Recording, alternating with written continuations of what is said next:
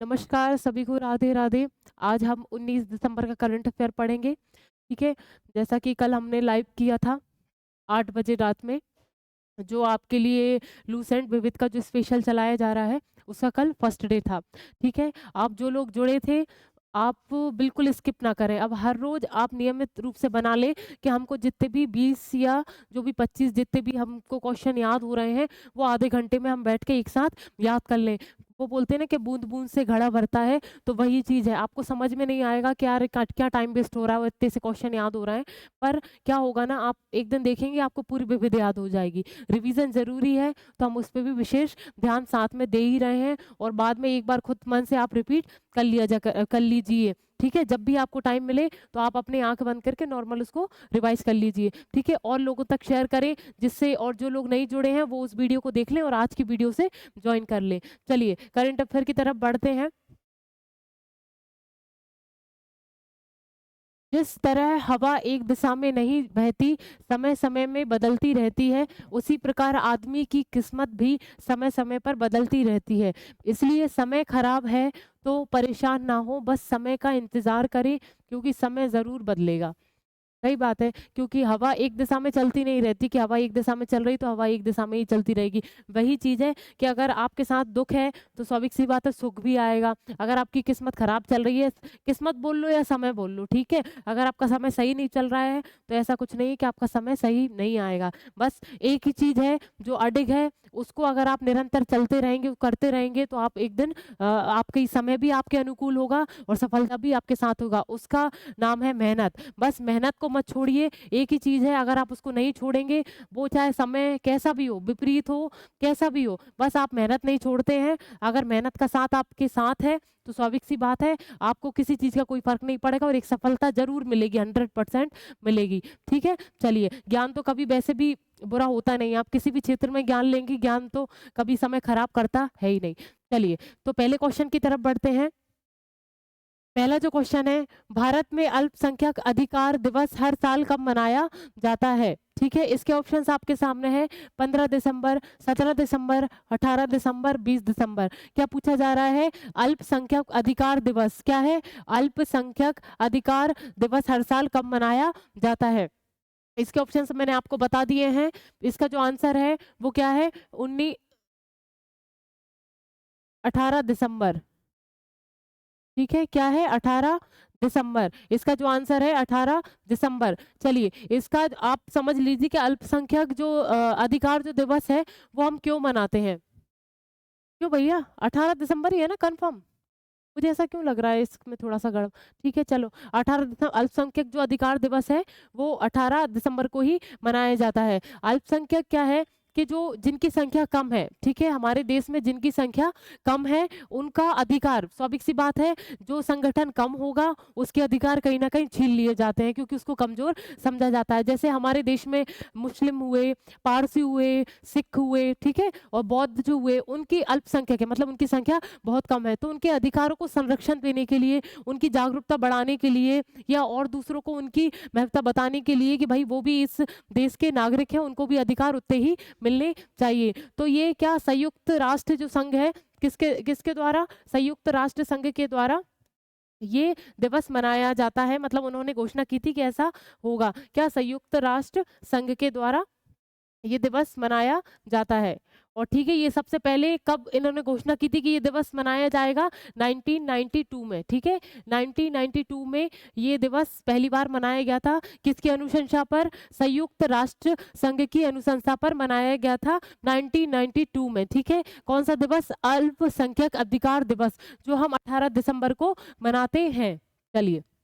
देखिए ये दिसंबर बड़े सॉरी दिसंबर बोल रही हूँ, ये दिवस होते हैं वो बड़े कन्फ्यूजिंग होते हैं। तो आप इसको जितना हो सके उतना ध्यान रखिए करिए। जैसे दिसंबर में अब जैसे ये अल्पसंख्यक आ गया, तो महीने के जैसे जनवरी डाल दिया, फरवरी डाल दिया आपने, तो उसमें जितने भी दिवस आपको याद हैं और जो याद कर रहे हैं आप उसको अलग-अलग करके लिख लीजिए, क्योंकि इसमें हमेशा कन्फ्यूज़ हो ही जाते हैं। चलिए अगले क्वेश्चन की तरफ बढ़ते हैं।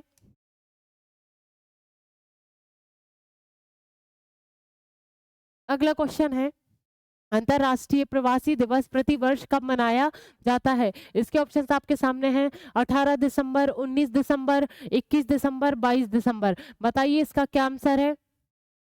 क्या पूछा जा रहा है? अंतर्राष्ट्रीय प्रवासी दिवस। अंतर्राष्ट्रीय प्रवासी दिवस जो है वो कब मनाया जाता है? इसका जो आंसर है वो है 18 दिसंबर। क्या है? 18 दिसंबर। अंतर्राष्ट्रीय प्रवासी दिवस क्या है? आप समझ लीजिए, प्रवासी यानी शरणार्थी, ठीक है, जो असहाय हैं, जिनके पास कोई भी साधन नहीं है, कोई सुविधा नहीं है, जो लोग बिल्कुल असहाय लोग हैं और जो दूसरे देश से मतलब वहाँ से भगाए हुए हैं और जो दूसरे देश में आप रहने आए हैं या उनको जगह चाहिए रहने के लिए, उनके पास कोई भी सुविधा नहीं है, ऐसे लोगों को हम प्रवासी या शरणार्थी बोला जाता है। तो हम किस दिन 18 दिसंबर को अंतर्राष्ट्रीय प्रवासी दिवस मनाते हैं। ये भी किसके अनुशंसा पर है?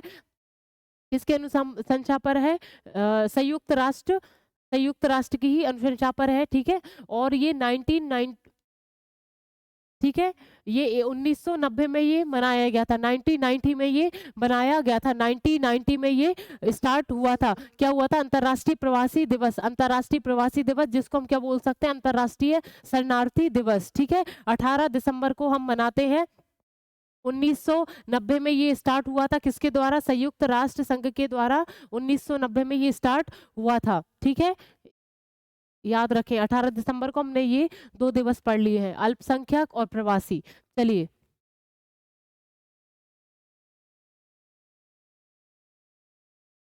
अगला क्वेश्चन है, हाल ही में लोकसभा ने चालू वित्त वर्ष में कितने करोड़ रुपए के अतिरिक्त खर्च को मंजूरी दी है? इसके ऑप्शंस आपके सामने हैं। 27,890 करोड़ रुपए, अगला है 42,990 करोड़ रुपए, फिर 58,378 करोड़ रुपए, और अगला जो चौथा ऑप्शन है वो है 98,990 करोड़ रुपए। बताइए क्या है इसका आंसर? क्या पूछा जा रहा है? लोकसभा में चालू वित्त वर्ष, आपने सभी ने पढ़ा होगा ना, वित्त वर्ष में कितने करोड़ रुपए का अतिरिक्त अतिरिक्त खर्च को मंजूरी दी है लोकसभा के द्वारा? बताइए, इसके ऑप्शंस आपके सामने हैं। चलिए मैं बताती हूँ, इसका जो आंसर है वो 58,378 करोड़ रुपए अतिरिक्त खर्च को मंजूरी दे दी है। किसने? लोकसभा ने मंजूरी दे दी है। आप देखते होंगे ना कि जो आपने मैंने आपको बताया था कि अनुदान करके एक अतिरिक्त खर्च, जैसे अगर आपने कोई वित्तीय वर्ष घोषित कर दिया है कि इतनी इस वर्ष के लिए इतना पैसा लगेगा, ठीक है, किसी भी योजना में कुछ भी, तो उसमें आपको बीच में समझ में आने लगता है कि नहीं, ये पैसा पर्याप्त नहीं रहेगा, हमें और भी पैसों की आवश्यकता है, ठीक है। तो वही अतिरिक्त खर्च की बात कर चल रही है। तो हमको कितने अतिरिक्त खर्च की आवश्यकता पड़ी है? कितनी? 58,378 करोड़ रुपए की मंजूरी हमको मिल चुकी है कि हमको एक्स्ट्रा पैसा चाहिए था इतना, तो वो मिल चुका है किसके द्वारा? लोकसभा के द्वारा। चलिए, और सुनिए, इसका बड़ा एक बहुत बड़ा अमाउंट जो है वो मनरेगा योजना, आप सभी ने सुना होगा, मनरेगा योजना, मनरेगा योजना और फर्टिलाइजेशन,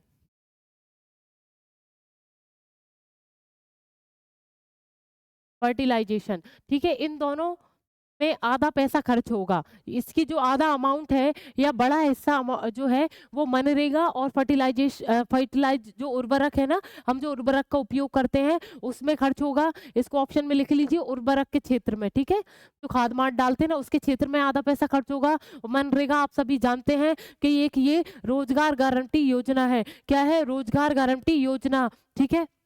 ये किसी भी परिवार या गांव में, परिवार में जो वयस्क व्यक्ति है उसको रोजगार दिया जाता है मनरेगा में, ठीक है। तो उसमें बड़ा हिस्सा मनरेगा में और उर्वरक के क्षेत्र में इसमें जाएगा, ठीक है। चलिए,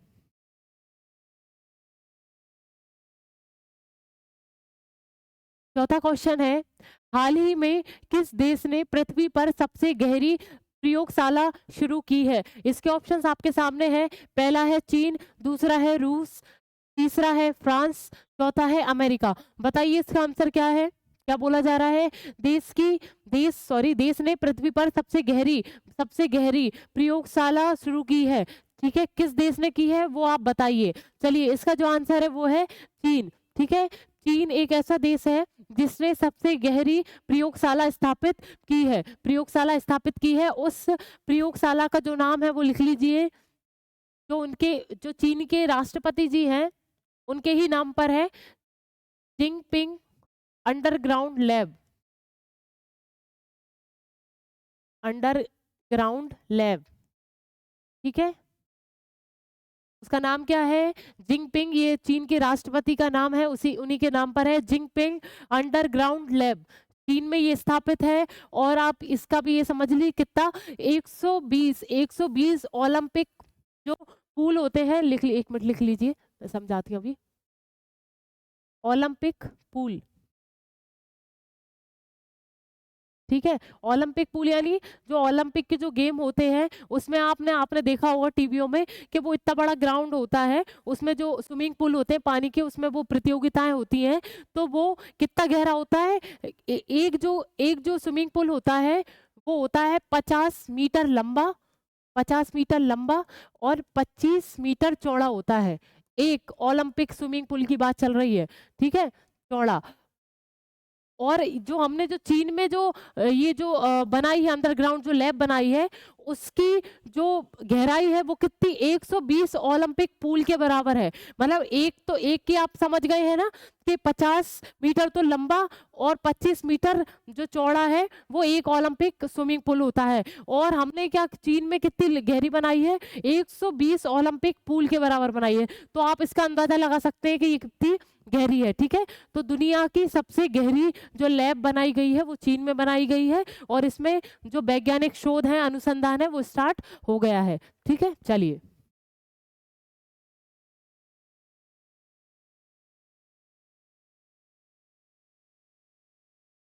अगला क्वेश्चन है, हाल ही में किस देश ने क्रिकेटर असद सफीक, क्या नाम है इनका, असद सफीक ने सभी प्रारूपों से संन्यास ले लिया है? ये एक क्रिकेटर है। इसके ऑप्शंस है, किस देश के हैं ये आपसे पूछा जा रहा है। इसके ऑप्शंस है आपके सामने, बांग्लादेश, अफगानिस्तान, पाकिस्तान, भारत। बताइए किस देश के क्रिकेटर असद सफीक ने सभी प्रारूप संन्यास ले लिया है? मतलब सारे तरीके के जितने भी मैच होते हैं, जितने भी क्रिकेट होते हैं, सारे प्रारूपों से उन्होंने संन्यास ले लिया है। वो पूछा गया है किस देश के खिलाड़ी हैं, उनका नाम क्या है? असद सफीक जो है वो पाकिस्तान के हैं। असद सफीक जो है वो पाकिस्तान के हैं, उन्होंने क्रिकेट से संन्यास ले लिया है, ठीक है। किसी भी, चाहे T20 हो, किसी भी प्रकार का मैच हो, उस हर तरीके के मैच से या क्रिकेट से संन्यास ले लिया है। और इनका ऐसा कहना है कि मैं अभी शारीरिक रूप से ऐसा फिट नहीं हूँ जो मैच खेल पाऊँ, ठीक है। और उनकी दिलचस्पी भी अभी इतनी मैच में रही है ना, नहीं रही है, उनका ऐसा कहना है, इसलिए उन्होंने मैच से अपनी दूरी बना ली है। हमको उससे इतना ज़्यादा मतलब है नहीं क्योंकि पाकिस्तान के हैं, पर फिर भी नॉलेज के लिए असद सफीक याद रख लीजिए। क्रिकेटर, पूर्व क्रिकेटर रह चुके, अब तो वो नहीं रहे क्योंकि उन्होंने संन्यास ले लिया है, वो पाकिस्तान के हैं। चलिए अगले क्वेश्चन की तरफ बढ़ते हैं।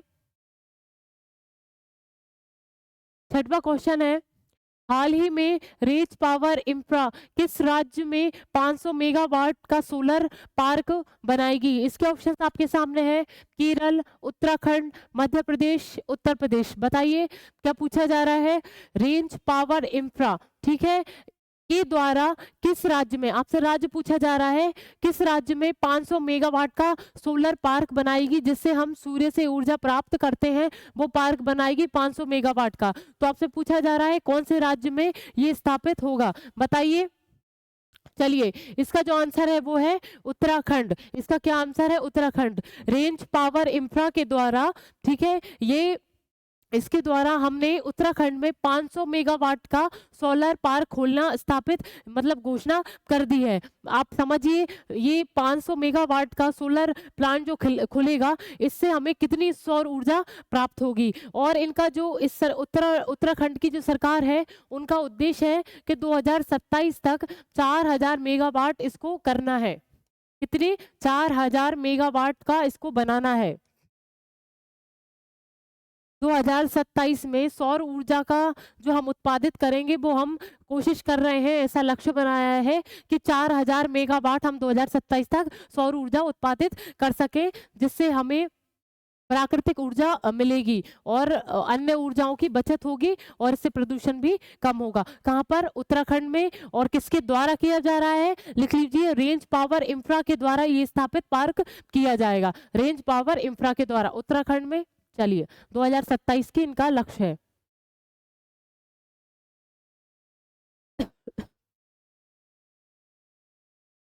सातवां क्वेश्चन है, हाल हाल ही में हाल ही में के.एस. रेड्डी को किस शहर का नया पुलिस आयुक्त नियुक्त किया है? ठीक है, इसके ऑप्शंस आपके सामने हैं। पहला है मुंबई, दूसरा है हैदराबाद, तीसरा है कोलकाता, इनमें से कोई नहीं चौथा।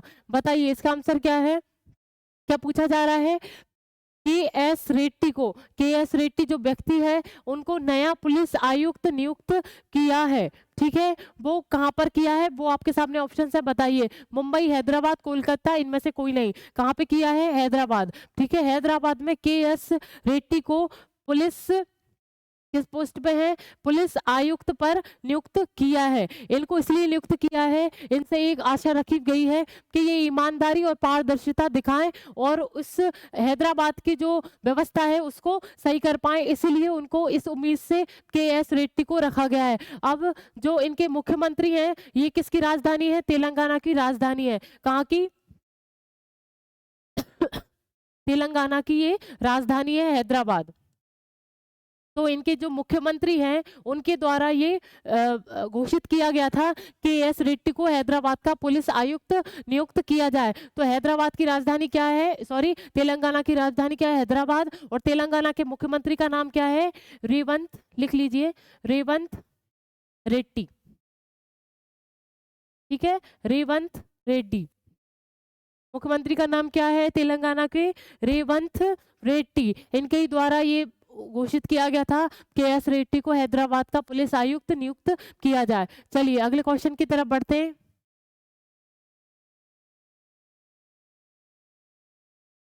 8वां क्वेश्चन है, हाल ही में भजन लाल शर्मा किस राज्य के नए मुख्यमंत्री घोषित हुए हैं? हम 3-4 दिन से रोज ही पढ़ रहे हैं। तो पहले तो हमने छत्तीसगढ़ का पढ़ लिया था, फिर हमने मध्य प्रदेश का पढ़ लिया। आज आ गया हमारे क्वेश्चन राजस्थान का। आपको बताया था मैंने, तीनों राज्यों में, राजस्थान, छत्तीसगढ़, मध्य प्रदेश में नवनिर्वाचित सरकार है, उनमें नए मुख्यमंत्री का चयन हुआ है। तो जो राजस्थान, चलिए तो किस राज्य के मुख्यमंत्री घोषित किए हैं, किनका नाम पूछा है? भजन लाल शर्मा।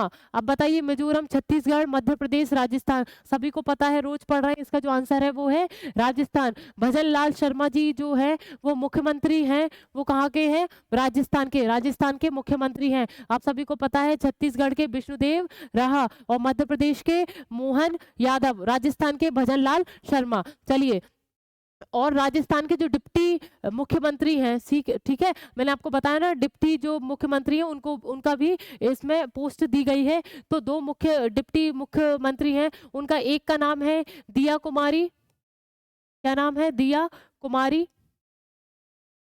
और दूसरे हैं प्रेमचंद्र बैरवा।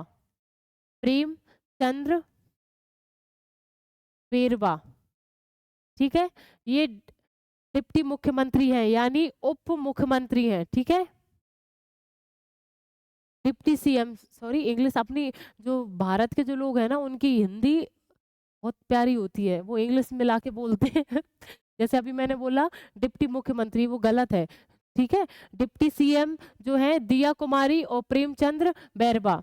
चलिए, ये उप मुख्यमंत्री हैं और आपने ये देख लिया है, भजन लाल शर्मा राजस्थान के मुख्यमंत्री हैं। चलिए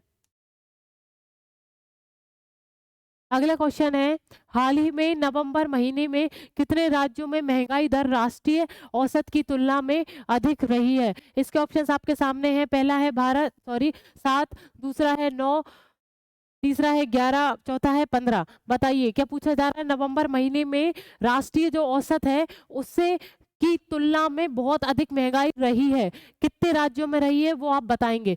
चलिए इसका आंसर बताइए। इसका जो आंसर है वो है 9 राज्य। कहाँ पर? 9 राज्यों पर नवंबर महीने में राष्ट्रीय औसत की तुलना में, मतलब राष्ट्रीय औसत की तुलना में इन 9 राज्यों में सबसे अधिक महंगाई रही है। देख लीजिए, नॉर्मल आप सुन लीजिए, लिखने की जरूरत नहीं, आवश्यकता नहीं है। जैसे तेलंगाना हुआ, कर्नाटक हुआ, और उड़ीसा हुआ, हरियाणा हुआ, पंजाब हुआ, उत्तर प्रदेश हुआ, बिहार हुआ, गुजरात हुआ, इन जगहों पर नवंबर महीने में बहुत अत्यधिक महंगाई रही है। ठीक है, कोई ऐसा विशेष नहीं है कि आप उसको लिखें, एक बार और सुन लीजिए। पंजाब, हरियाणा, उत्तर प्रदेश, बिहार, गुजरात, तेलंगाना, कर्नाटक, उड़ीसा, और शायद गुजरात मैंने नहीं बोला, आई थिंक, हाँ बिहार, उड़ीसा, मतलब 9 राज्य हैं। कोई ऐसा इशू नहीं कि आप उसको याद रखें। ठीक है, ये 9 राज्यों में नवंबर महीने में अत्यधिक महंगाई रही थी, जो राष्ट्रीय औसत तुलना में बहुत ही अधिक थी। चलिए लास्ट क्वेश्चन है, हाल ही में किस राज्य के शोधकर्ताओं ने भारत के पूर्वी तट पर राज्य की चिल्का झील में समुद्री एम्फीपोड की एक नई प्रजाति की खोज की है? इसके ऑप्शंस हैं आपके पास, पहला है केरल, दूसरा है तेलंगाना, तीसरा है गोवा, चौथा है उड़ीसा। बताइए इसका आंसर क्या है? क्या पूछा जा रहा है? किस राज्य की, ठीक है, किस राज्य के शोधकर्ताओं ने, ये पूछा जा रहा है किस राज्य के जो वैज्ञानिक है या शोधकर्ता है, अनुसंधान करता है, उन्होंने भारत के पूर्वी तट पर के राज्य में चिल्का झील समुद्री, ये नई एक प्रजाति है, समुद्री एम्फीपोड की एक नई प्रजाति की खोज की है। बताइए किस राज्य में? चलिए इसका जो आंसर है वो उड़ीसा। आप चिल्का झील से तो सही आंसर लगा ही देंगे क्योंकि इसमें चिल्का झील है, तो उड़ीसा आंसर तो इसका आप सभी लगा ही देंगे। चलिए, तो जो चिल्का झील है ये एक लैगून झील है। क्या ये कहा? पूर्वी तट पर उड़ीसा राज्य में चिल्का झील है जो एक लैगून झील है। लैगून झील आप समझ लीजिए क्या है, ये एक लवणीय झील है और लैगून झील है। इसका अर्थ समझिए, जब समुद्र में कोई भी अपनी लहर, उसकी जो लहर है वो अत्यधिक ऊपर उठती है और अपने जो तट है उससे बहुत आगे चली जाती है, तो वो जो पानी है वो दोबारा समुद्र में वापस नहीं आ पाता और वो एक झील का रूप ले लेता है। और स्वाभाविक सी बात है, समुद्र है तो वो खारा होगा, इसलिए इसको लवणीय झील या लैगून झील बोला जाता है। समुद्र का जो पानी है वो वापस समुद्र में ना जाके वो एक इकट्ठे स्थान पर इकट्ठा हो जाता है। उस खारे पानी को, उस झील को हम लैगून झील का नाम दे देते हैं या उसको हम लवणीय झील बोला जाता है। तो क्या पूछा जा रहा है? पूर्वी तट, उसी झील की बात चल रही है। पूर्वी तट उड़ीसा में जो चिल्का झील है वो उसी में समुद्री एम्फीपोड, ये एक प्रजाति है, उसी की एक नई प्रजाति खोजी गई है उड़ीसा में। उसका नाम लिख लीजिए आप, ठीक है। और जो आयरलैंड के जो वैज्ञानिक हैं उन्होंने इस प्रजाति पर समुद्री, लिख लीजिए, आयरलैंड के एक वैज्ञानिक हैं, उन्होंने इस प्रजाति पर बहुत शोध किया था। किस पर? समुद्री एम्फीपोज पोड, इस पर बहुत मतलब अनुसंधान किया था, खोज की थी। उनके ही नाम पर इसकी एक और नई प्रजाति खोजी गई है, इनके ही नाम पर हमने उसका नाम रखा है। नाम क्या है? बड़ा थोड़ा अजीब है, लिख लीजिए, टेमो टेमोरास्टिया।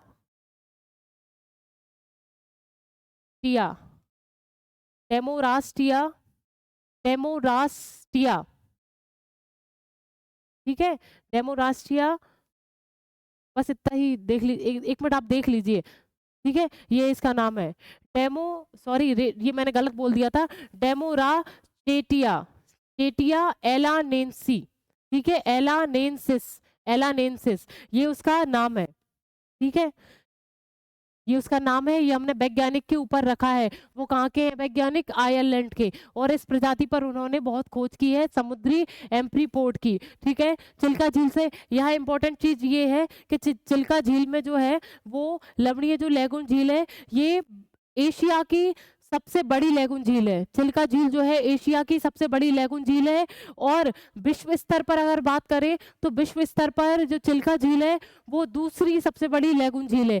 एशिया, स्वाभाविक सी बात है, एशिया में ये पहले नंबर पे लैगून झील है और पूरे विश्व में जो है वो सेकंड नंबर की ये लैगून झील है। अब बात आती है कि विश्व की फर्स्ट कौन है, तो विश्व की जो है वो है कैस्पियन सागर झील। लिख लीजिए, जो फर्स्ट नंबर पे लैगून झील है वर्ल्ड में उसका नाम क्या है?